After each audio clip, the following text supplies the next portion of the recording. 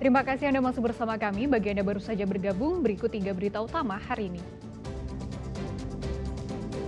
8 rumah di Makassar terbakar, penyebabnya diduga korsleting listrik. Seorang perempuan ditemukan tewas dengan luka di leher. Diduga pria yang kabur dari kamar korban merupakan pelakunya. Polisi tetapkan 29 tersangka pembakaran gedung DPRD Makassar dan DPRD Sulsel.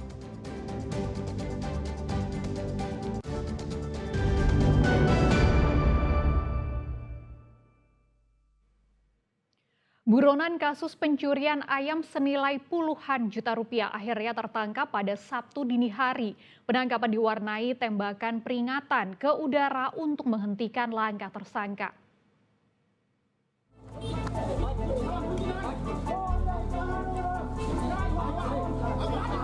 Buronan kasus pencurian ayam jantan senilai puluhan juta rupiah ditangkap Jatanras Polres Goa di Jalan Sultan Hasanuddin, Sungguh Minasa.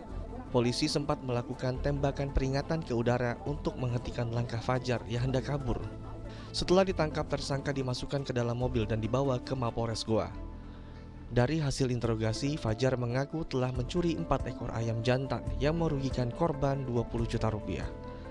Pencurian itu terjadi pada Agustus tahun 2024. Hingga saat itu Fajar dinyatakan buron. Kejadian pencurian tersebut terjadi pada tahun 2024 dan tadi malam kami dapat mengamankan pelakunya atas nama Muhammad Fauzi alias Uci. Modus pelaku ini Pak seperti apa? Untuk modus pelaku, dia melaksanakan aksinya dengan malam hari, yang dimana dia melakukan pencurian hewan ternak. Fajar ditahan di Mapolres Goa. Ia dijerat pasal 363 KUHP tentang pencurian dengan pemberatan. Fajar terancam 7 tahun penjara. Muhammad Sardi melaporkan dari Kabupaten Goa.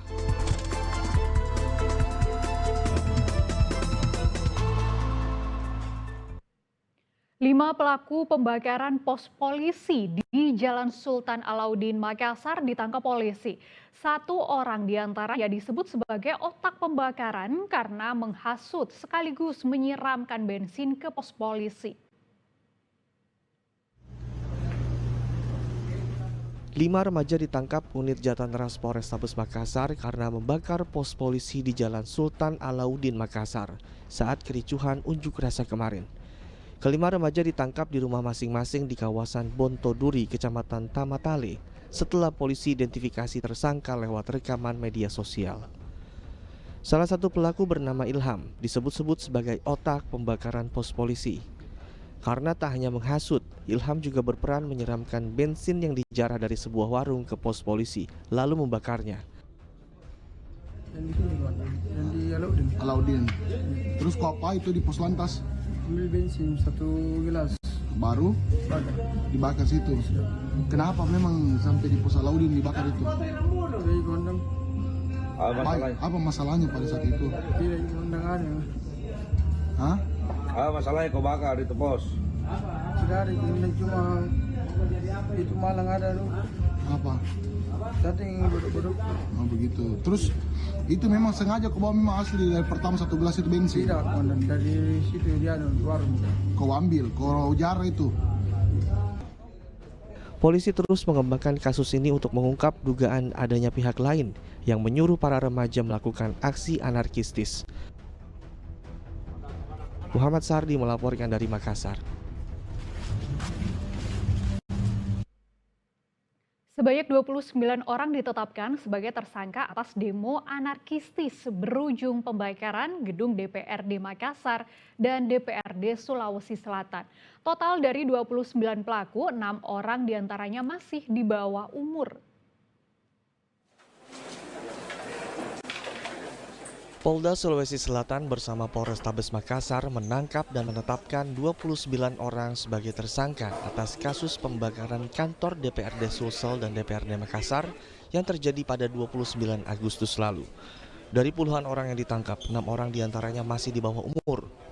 Untuk penanganan kasus pembakaran gedung DPRD dilakukan oleh Ditreskrim Polda Sulawesi Selatan dan Satreskrim Polrestabes Makassar. Dan berikut rinciannya. Pengerusakan kantor DPRD Provinsi ditangani oleh Ditkrimum ini mengamankan 14 orang yang terdiri dari 13 dewasa dan 1 anak atau di bawah umur. Kemudian yang Polrestabes mengamankan atau menangani kasus jumlah tersangka ada 15, 10 dewasa dan 5 anak-anak atau di bawah umur. Polisi masih terus mendalami kasus perusakan gedung DPRD untuk mencari dalang di balik kerusuhan tersebut. Tidak menutup kemungkinan jumlah tersangka bisa bertambah. Sementara kami dalami adalah menggunakan bom molotov. Tapi kalau untuk siapa yang menurut tentu ini masih melakukan pendalaman dari Bapak Dirkrimum atau Satreskrim masih melakukan untuk aktor intelektual yang melakukannya. Tetapi sementara kami masih fokus pada pelaku-pelaku yang melakukan pembakaran dan juga penghasutan serta yang melakukan penampungan terhadap barang-barang curian tersebut. Polisi juga menyita barang bukti hasil jarahan seperti kulkas, kipas angin, kursi, sepatu hingga flash disk yang berisi dokumentasi DPRD. Para tersangka dijerat dengan pasal berlapis dengan ancaman hukuman yang maksimal 20 tahun penjara atau penjara seumur hidup. Raisa Habu melaporkan dari Makassar. Menteri Sosial Saifullah Yusuf memberikan santunan kepada para korban aksi demo berujung ricuh di Makassar. Selain memberikan santunan, Mensos memastikan akan menindaklanjuti dan mengawal hal yang menjadi kebutuhan para korban.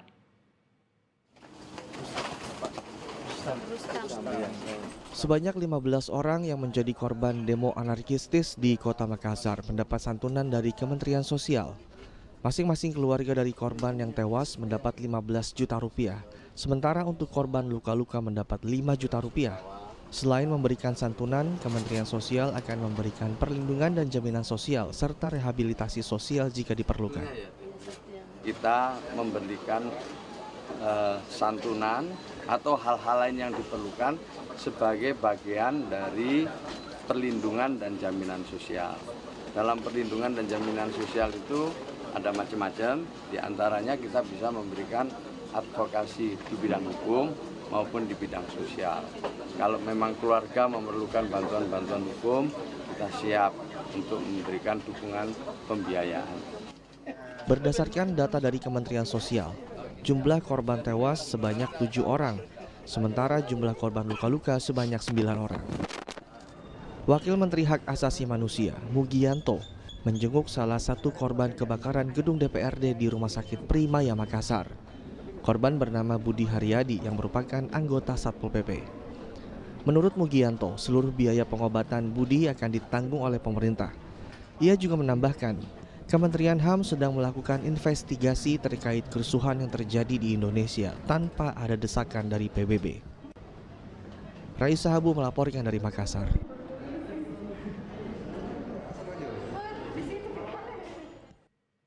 Laporan tadi mengakhiri berita Makassar hari ini. Jangan lupa pastikan Anda untuk subscribe channel YouTube Liputan 6 SCTV Daerah. Saya Frin Meriana berterima kasih atas kebersamaan Anda. Selamat beraktivitas dan sampai jumpa.